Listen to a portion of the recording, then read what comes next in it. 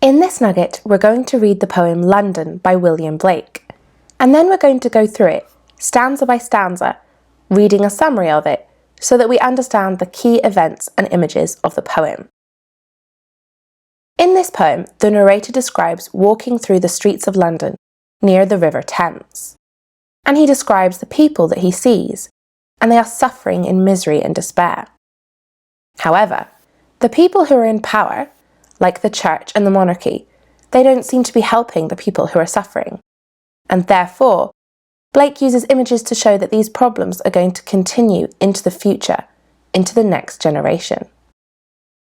Let's begin by reading the poem London by William Blake.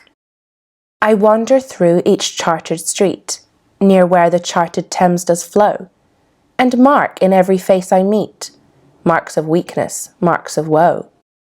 In every cry of every man, in every infant's cry of fear, in every voice, in every ban, the mind-forged manacles I hear.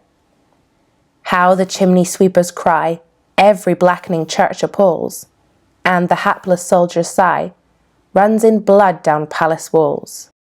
But most, through midnight streets I hear, how the youthful harlot's curse blasts the newborn infant's tear, and blights with plagues the marriage hearse.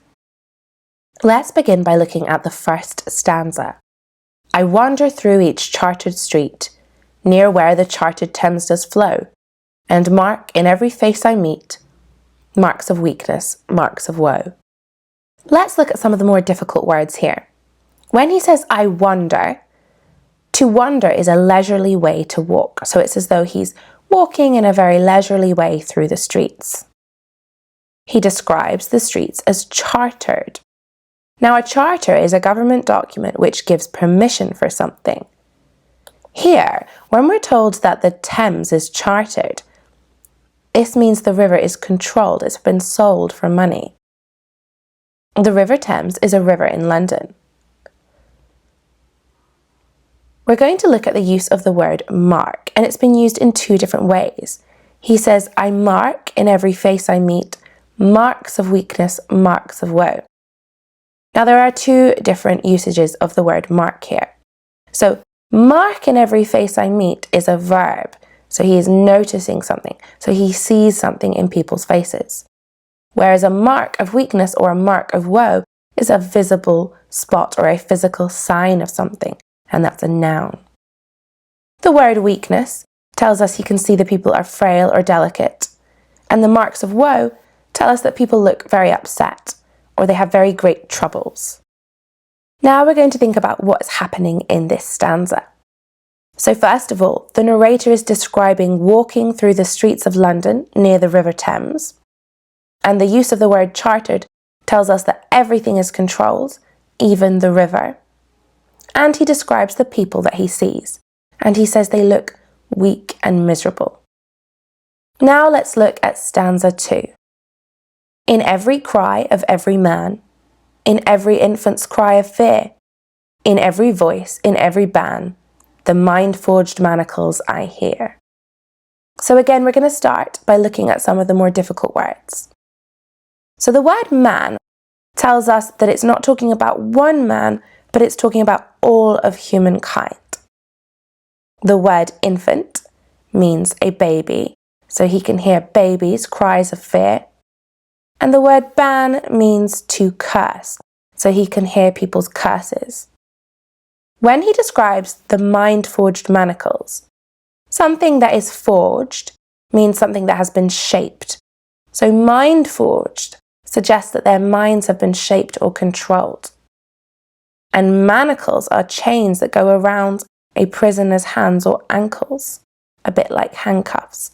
So therefore, the mind-forged manacles are the chains that have been created by people's minds. So now let's look at a summary of this stanza.